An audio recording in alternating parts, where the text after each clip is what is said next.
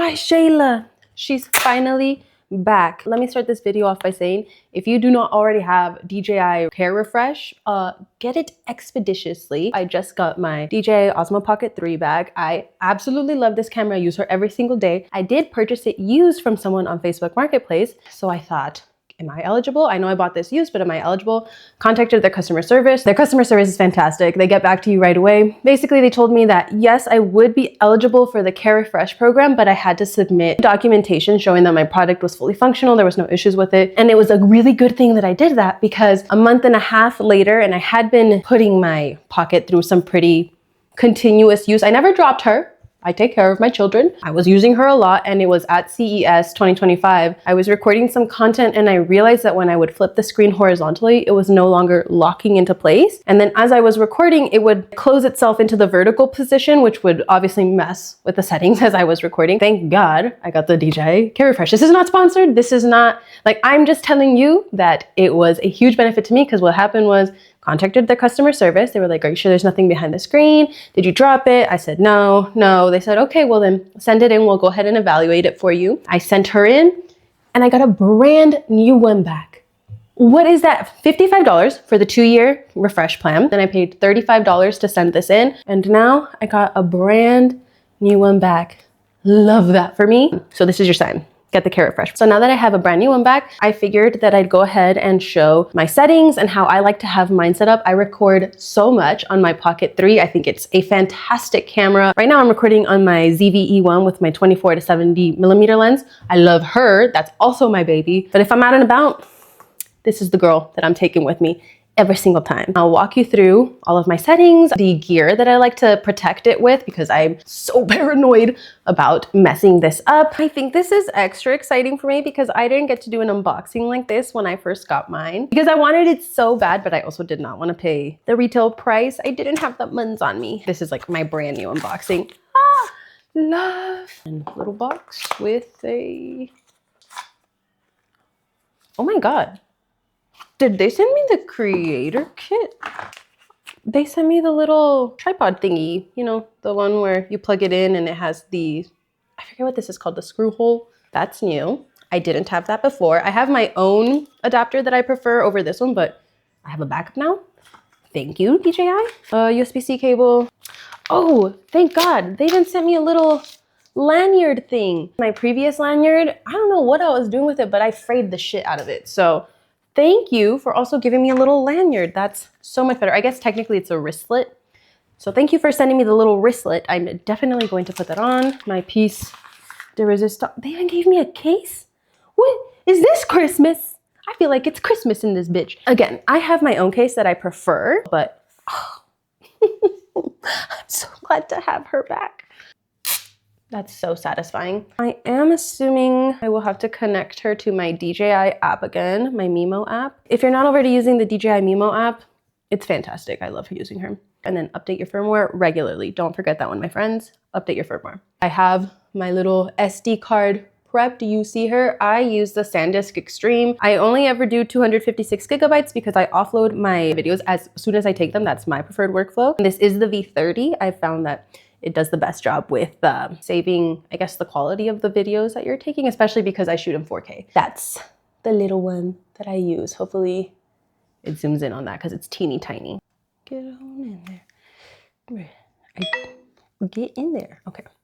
And then once I insert my SD card, I always format. Okay, format is successful. Let us start by putting all my gear back on because she's naked right now and that scares me quite a lot. So I mentioned that they gave me the little base. As you can see, decently big. So this one is actually the one that I prefer to use. It's about half of the size. This is from Pulu's. I just got it from Amazon, but Ulanzi makes a really good one. Newer makes a really good one. I think K&F might also make one. This is just the one that I myself got when I first got my DJI, and so I think you can see this one is lighter, but this one is smaller. Plug that in, make sure that the base is attached, and that's what it looks like on. Screen protector. So I no longer use a screen protector on this portion of the camera. I used to, but then the magnetic attachments won't actually stay. But I do put a screen protector on the screen here because I never want to scratch it. I'd show you this, but I don't know that you're interested, right? People know how to put on screen protectors. If you don't, then I have extras so I can show it. I just don't think that it's necessary.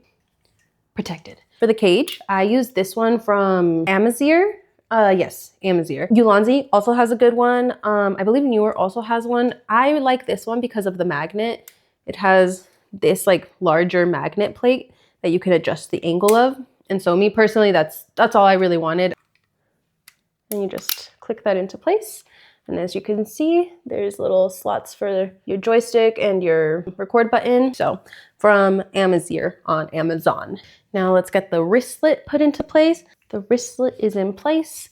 I just like to have it around my wrist as I record. She is protected. They sent me their little protective case, but me personally, I actually prefer this one, also from Amazir. And the reason is because it protects the gimbal and the screen, and it has a little magnetic mount in here if you wanted to put an ND filter or a mist filter in there. It goes like this, closes up. Now my gimbal is not moving at all, which I do believe is the most sensitive part of this camera. The screen is also protected because I'm getting this replaced because of issues with the screen. So definitely 1000% recommend that you get something like this where it's going to protect the screen, and it actually even protects the buttons. So I'm not accidentally messing with it while it's in my pocket. My little ND filter, it just goes in here. Okay, now that that is out of the way, let me go ahead and show you the settings that I prefer to work with.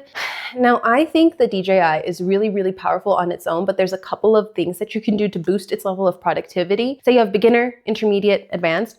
I'm like somewhere in this middle range between intermediate and advanced, which means that I like to mess with my settings a little bit, but not so much because I'm not actively going out of my way to make that many changes in post. I took inspiration from 2 accounts specifically. The Drone Creative, I really liked his intro tutorial to setting up your DJI. I used it when I first got my Pocket, and to this day, I still think that his setting recommendations hold the most merit. And then the second account is Hallease. Those creators are really great at explaining. I think Hallease has that secondary level of recommendation if you're trying to do a little bit more color grading, a little bit more extra work in post. Between the 2 of them, these are the settings that I personally recommend. So let's get into it. I guess I should start on how to get to the settings first, which is just swipe down. The first thing I want to do is actually turn down the brightness. It automatically sets it to 100%, which 1, drains your battery, and 2, is just way too bright. I personally like to have it at about 50%. I feel like that's more than enough. If you don't already do this, then something that I do recommend is actually going through every single setting yourself. This is how I taught myself how I like to have my camera set up.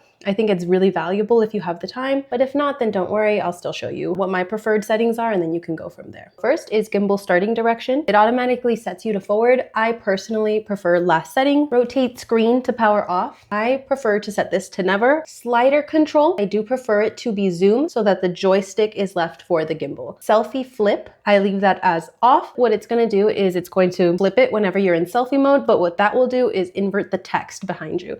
So joystick speed, it leaves it at 4. Some people like to slow it down so that you have a smoother gimbal speed or gimbal rotation as you pan. I might move it down to 3 to slow it down, 1 being the slowest, 7 being the fastest, and then I leave zoom at 4. So it's like slower, but not so slow. Sounds, I actually put them on low. I do need to hear when it starts recording, or else I think I'm recording and then I'm not. But you can also mute them in the interest of not drawing attention to yourself. Reference lines, I do recommend turning on your grid lines. I currently have them on the camera that I have it set up right now. It's just a really great way for you to stay centered. And then auto power off, I personally like 5 minutes. Those are your basic settings, and that's how I like to have mine set up.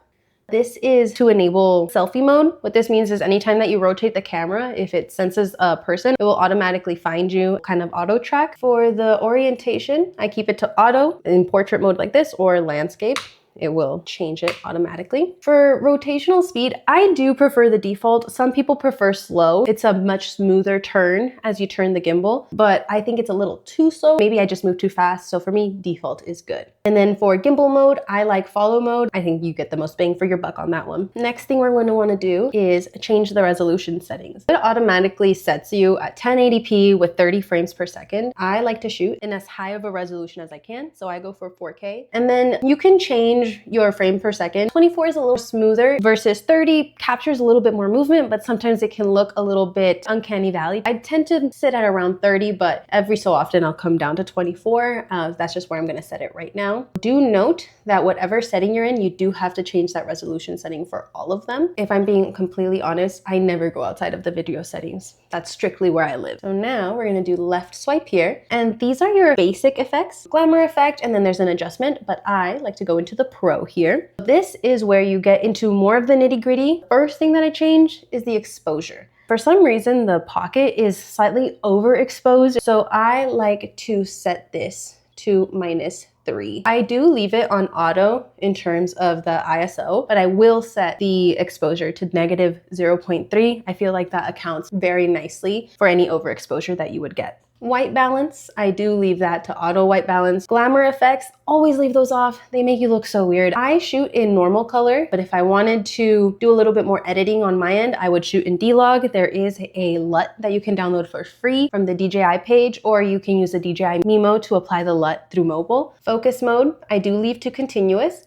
And then the only image adjustment that I'll do, I put the sharpness to -2. So at -2 and then noise reduction to 0, I feel like it's really solid there. The last thing that I would want to do here is actually just fix the audio settings. Make sure that the wind noise reduction is on. Channel, I do like having it stereo. For direction, I like all. So that is how I have my settings set up for my DJI Pocket 3. I think the Pocket is a fantastic camera. It's perfect for someone who's a little bit shy to have their full camera out with them, but still wants to get really good content. So 10 out of 10, do recommend. I know it's an investment. If you're looking to start content creation and you're between a really nice camera or the Pocket 3, I would actually recommend starting here.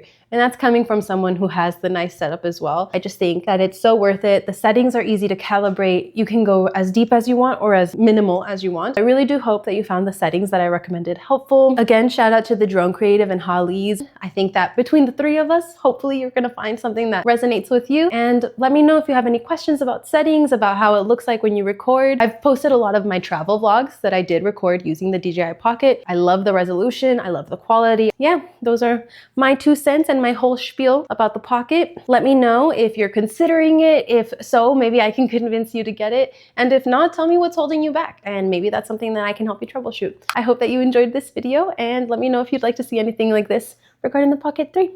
Bye.